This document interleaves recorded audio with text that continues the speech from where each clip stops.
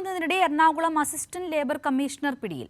ഉത്തർപ്രദേശ് സ്വദേശി അജിത് കുമാറാണ് 20,000 രൂപ കൈക്കൂലി വാങ്ങുന്നതിനിടെ പിടിയിലായത്. കാക്കനാട് ഓലിമുകളിലെ കേന്ദ്ര ഡെപ്യൂട്ടി ചീഫ് ലേബർ കമ്മീഷൻ ഓഫീസിലും അജിത് കുമാറിന്റെ വീട്ടിലും വിജിലൻസ് പരിശോധന നിലവിൽ തുടരുകയാണ്.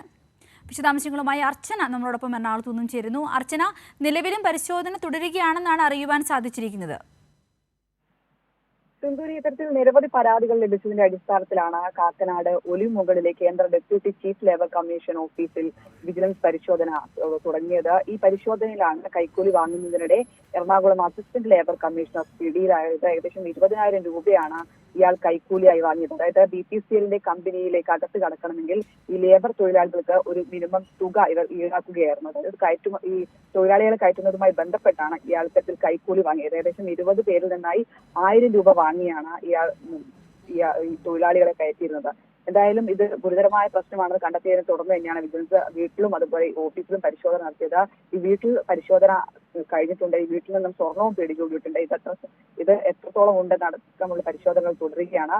എന്തായാലും ഉത്തർപ്രദേശ് സ്വദേശിയായ അജിത് കുമാറാണ് 20,000 രൂപ കൈക്കൂലി വാങ്ങുന്നതിനിടെ പിടിയിലായത്. വ്യക്തമാണ് അർച്ചന. കൈക്കൂലി വാങ്ങുന്നതിനിടെ എറണാകുളം അസിസ്റ്റന്റ് ലേബർ കമ്മീഷണറാണ് ഇപ്പോൾ പിടിയിലായിരിക്കുന്നത്. അദ്ദേഹത്തിന്റെ വീട്ടിലും ഇപ്പോൾ പരിശോധന തുടർന്നുകൊണ്ടിരിക്കുകയാണ്. വിജിലൻസ് ആണ് പരിശോധന നടത്തുന്നത്. ഉത്തർപ്രദേശ് സ്വദേശിയായ അജിത് കുമാറിൽ നിന്നും ഏതാണ്ട് 20,000 രൂപ കൈക്കൂലി ആയി ലഭിച്ചിരുന്നു പിടികൂടി എന്നാണ് അറിയുവാൻ സാധിച്ചിരിക്കുന്നത്. അർച്ചനയാണ് വിശദാംശങ്ങൾ നൽകിയത്.